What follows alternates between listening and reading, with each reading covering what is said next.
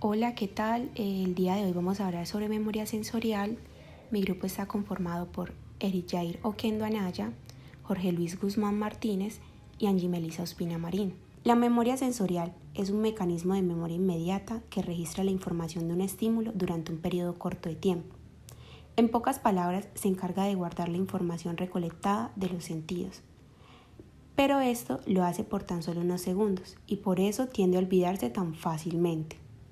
Según este modelo, toda la información que percibimos por nuestro sentido, como lo es la visión, la audición, el gusto, el tacto, permanecen en estos almacenes sensoriales por un periodo muy breve.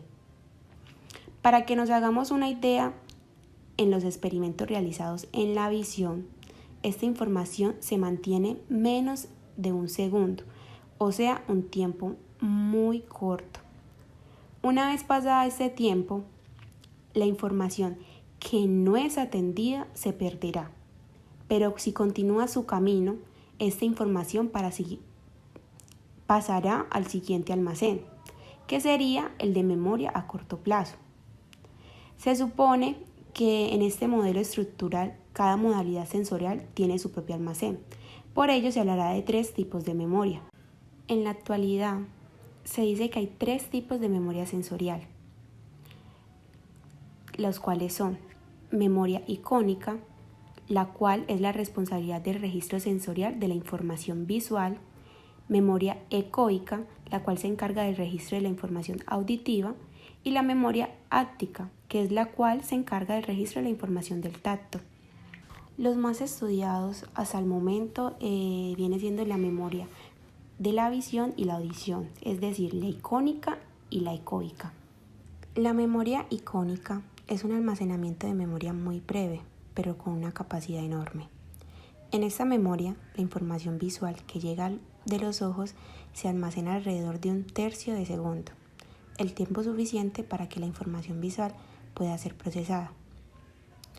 Para que me entiendan mejor, un ejemplo: si una persona camina hacia un observador, este procesa la información visual de sus movimientos y luego la descarta en menos de un segundo. El observador recibe un flujo continuo de información de que le informa que la persona sigue caminando. Si la información no se descartara tan rápidamente, el cerebro del observador recibiría una información contradictoria sobre la posición de la persona que está en la habitación. La memoria ecoica es una síntesis auditiva que se somete al proceso de 2 etapas y desemboca en una memoria inmediata o una memoria verbal activa. La memoria ecoica es la información auditiva. Se presenta de modo secuencial y evasente, es decir, desaparece.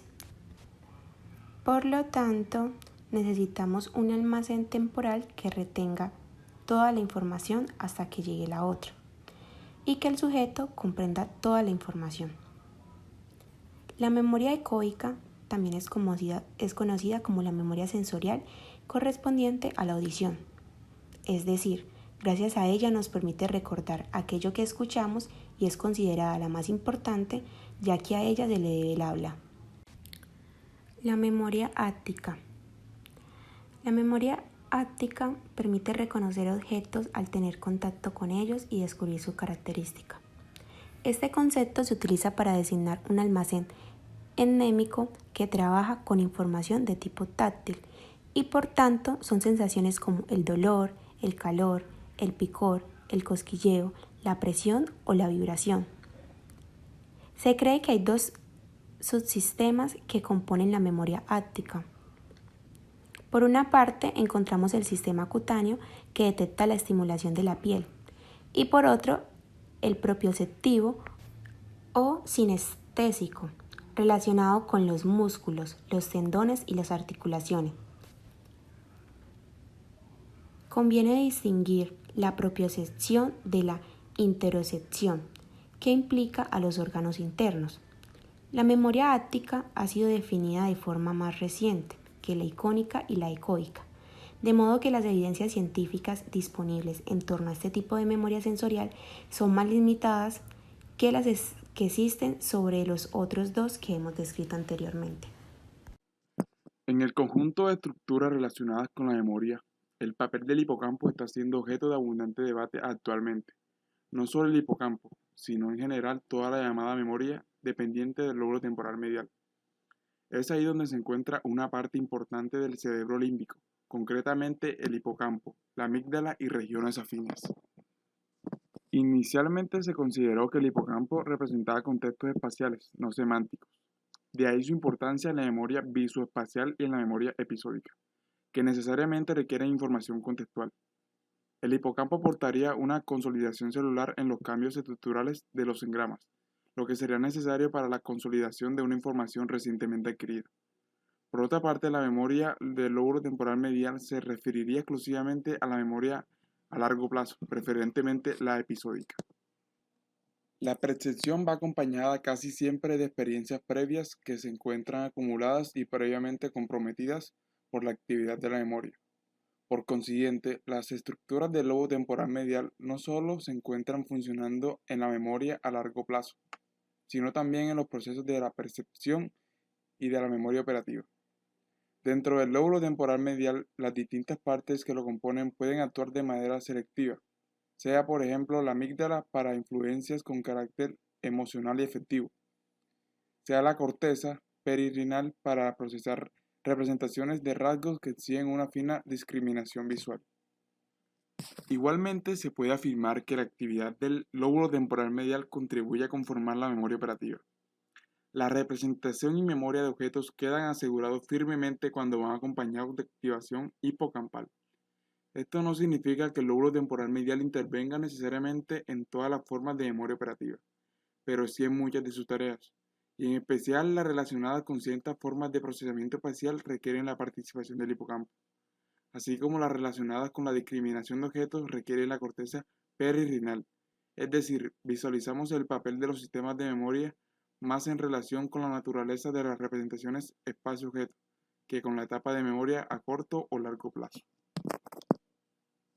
De todo lo expuesto podemos obtener algunas conclusiones. En lugar de considerar un cerebro organizado en sistemas separados para percibir y después almacenar los registros de experiencia, es mejor imaginarlo como una entidad organizada en sistemas que representan tipos de conocimiento y reciben estas representaciones para procesar, almacenar y después utilizar la información. Esto es válido tanto para la experiencia episódica como la semántica. En cada uno de estos casos lo que se ha adquirido es un tipo cierto de información, sean respuestas o emociones. Los sistemas cerebrales que intervienen en cada una de ellas son capaces tanto de procesar como de almacenar esa información. ¿Qué es la memoria sensorial? La memoria sensorial hace referencia a objetos detectados por los receptores sensoriales, almacenados de manera categorial. Dicho de mejor manera, la memoria sensorial es la encargada de guardar la información que se adquiere a través de los sentidos. Esta se encarga de recibir un estímulo externo percibido por los sentidos esperando a ser categorizado. Por ejemplo, algo que detectas mediante la vista, el olfato, el tacto, el gusto o el oído y cuando terminas de percibirlo te das cuenta de lo que es y por lo tanto lo detectas. Normalmente los encontramos categorizados en diferentes factores según cómo lo perciban, como es la memoria icónica, que es la de la vista, la memoria ecoica, que es la del oído, la memoria áptica, que es la del tacto, y así como la olfativa y la gustativa. Posteriormente, esta información puede caer en el olvido por decaimiento o convertirse en memoria a corto plazo, que es donde se lleva a cabo la codificación y recuperación de la información. Es decir, que la memoria sensorial se transforma en memoria a corto plazo donde se analiza, organiza e interpreta la información para luego pasar a ser memoria a largo plazo. ¿Por qué cierta información es recordada con facilidad y por más tiempo? La fuerza del estímulo, su representación y percepción, de manera que aquello que impacta primeramente en tus sentidos será una especie de gancho que mantendrá nuestra atención. A mayor impacto, más permanencia. Por ejemplo, si te preguntara cuántos autos de color rojo has visto el día de hoy en caso de haber salido de casa, ¿podrías identificarlos? En cambio, si al salir de la casa lo primero que ves es un hipopótamo vestido de bailarina invitándote a danzar, seguramente será una información que no olvidarás jamás, o al menos en un buen tiempo. Es de alto impacto, es poco usual, es gracioso y sin temor a equivocarme puedo decir que te despertará y activará con gran fuerza todos tus sentidos. Hagamos un ejercicio. ¿Recuerdas el sabor de una mandarina? Imagina que la tienes en tus manos. La sientes con la yema de tus dedos. Comienzas a pelarla, a quitarle toda la piel. Comienzas a separar los gajos y hueles uno de ellos. Inténtalo, seguramente lo habrás sentido. Ahora dale una mordida. Siente el jugo agridulce. Puedes saborearlo durante un momento en tu lengua antes de beberlo. ¿Pudiste sentirlo?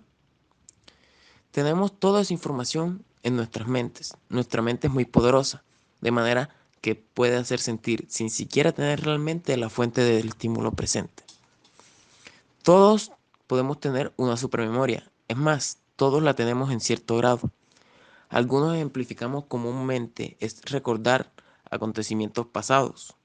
Generalmente en un accidente por su impacto puede ser un buen ejemplo o una fuerte emoción. Estoy seguro que sin hacer gran esfuerzo puedes pensar en algo parecido de más de 10 años o 20 años de antigüedad. La memoria sensorial es un tipo de memoria que permite retener información de los sentidos después de que el estímulo percibido haya desaparecido.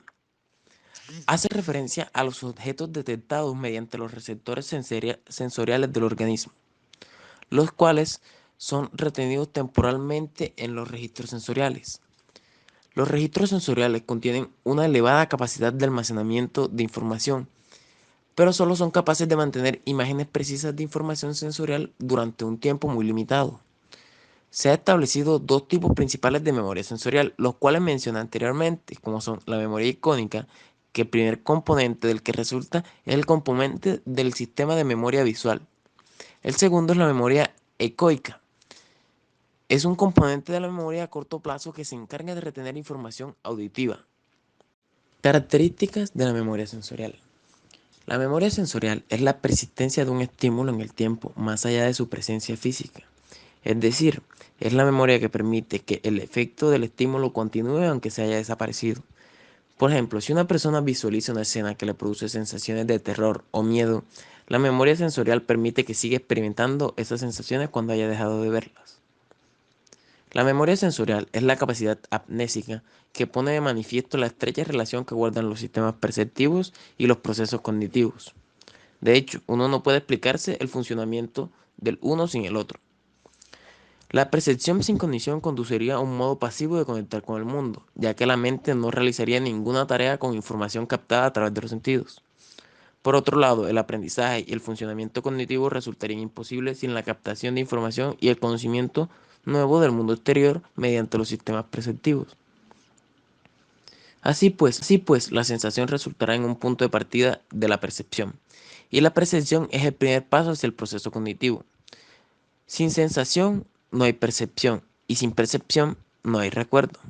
No obstante, la percepción y la memoria tienen más elementos comunes.